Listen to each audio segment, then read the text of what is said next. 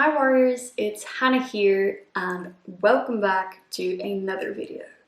I always get a lot of questions about how to gain weight, how to know what portion sizes are good and whether or not to follow a meal plan. So today I decided to look specifically at meal plans and whether or not you should follow a meal plan. Stay tuned.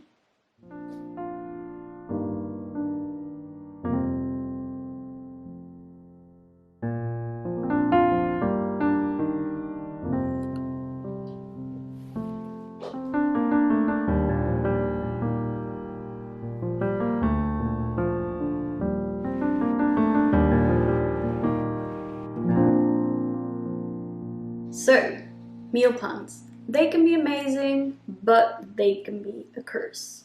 If you come up with your own random meal plan, they can be horrible, they can serve your eating disorder, and they can send you right back into the arms of your eating disorder.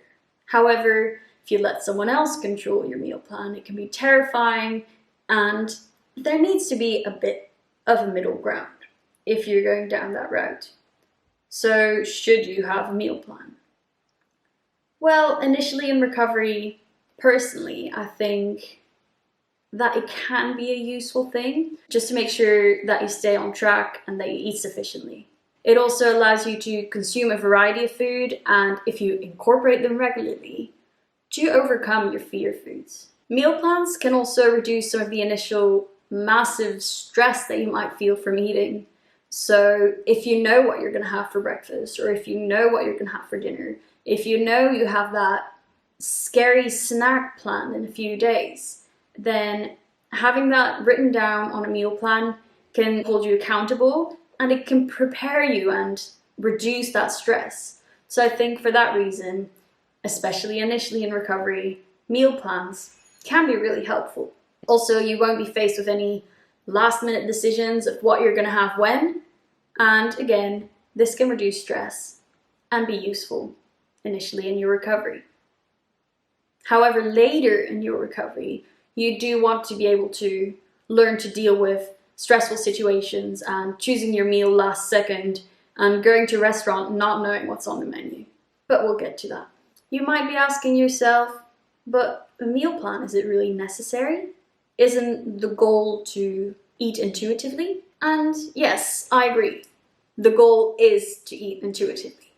However, if you've been ignoring your hunger signals for such a long time, if you've been listening to a little voice inside your head telling you not to eat, then just going back to following your hunger cues, which now no longer are regulated as they should, can be really, really, really challenging. You've suppressed your hunger cues for such a long time that the hormones regulating them are super out of whack. Regulating these hormones again can easily take 6 months to a year, and for you to regulate them, it's important to eat sufficient regular meals. How can you do that? Well, I don't know. Maybe with the help of a meal plan?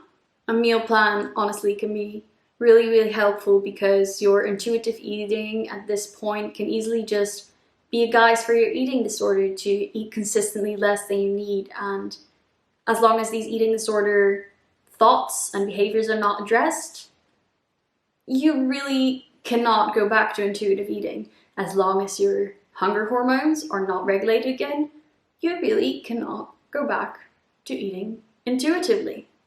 And I am a massive supporter of intuitive eating. But if that whole system doesn't work yet, then it should still be the goal, but it's not something that you're capable of doing yet. Personally, I let my mom decide what I ate. For me, that was the best middle ground. I wasn't in control of what I was eating, but neither was a random professional who didn't know anything about me or my eating preferences. So my mom, bless her, she knows what I like. She put these things into my meal plan. She made sure I ate enough. She made sure my meals were prepared for me. And for me, that was incredible. Like, without her help, it would have been so much more difficult. At the same time, I understand that not everyone has this available to them. And if you don't, then it's really important to work with a professional, but to tell them your preferences and to be honest about them. Don't let the eating disorder decide your preferences. You know what you like, and you have to be really open about that to yourself and to this professional whom you're letting decide what you're going to eat for the next few months. If you find this a really difficult thing to wrap your head around, then have a look at the video about hospitalization, because if you are not capable of coming up with a meal plan, if you are not capable of following a meal plan, then hospitalization certainly is a viable option, because there you will be monitored, you'll have the food made for you, and people watching you, making sure you eat it, that you don't carry out any compensation for eating, and that can be life-saving. By following a meal plan, I personally developed new healthy habits in terms of eating more regularly, eating sufficiently, and figuring out what proper serving sizes were for me personally. So if you're scared of not knowing how much you need to eat, following a meal plan for a while will make you more aware of serving sizes, will make you more aware of what your body needs in order to feel satisfied, what your body needs in order to feel energized, and just what you need to gain weight and stay on track. So initially it is taunting, but if you give it some time and if you stick with it, then it really can be worth it, and it can make transitioning to intuitive eating much more comfortable and much more stress-free than if you just decided from one day to the next, oh yeah, I'm going from 1 apple a day to eating intuitively, because your body will have no idea what's going on. So if you follow a meal plan, you can reduce stress, overcome fear foods, reach your weight targets more quickly, overcome digestive distress more quickly, and beat your eating disorder more quickly. You can re-regulate your hunger cues, and from that point, start intuitively eating. It also prevents sort of pushing yourself to eat loads, trying to recover, freaking out, and then going back to your eating disorder, because you have this meal plan, and all you have to do is stick to it, trust that it's going to work, trust the process, and everything else.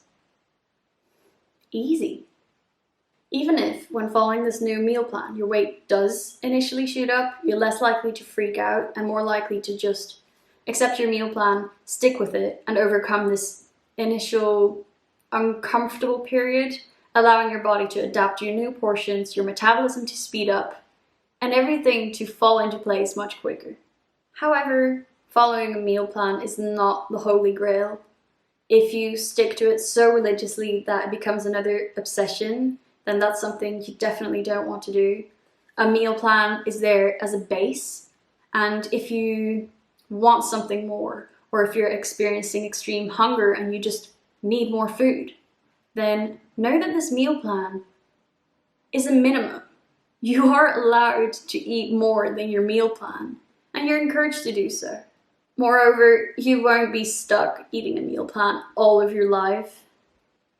Once you've gained weight and your disordered thoughts have started to change, once you know you don't have that urge to listen to the eating disorder anymore, or once you know that you can eat in spite of the voice that's still there, you can start intuitively eating again.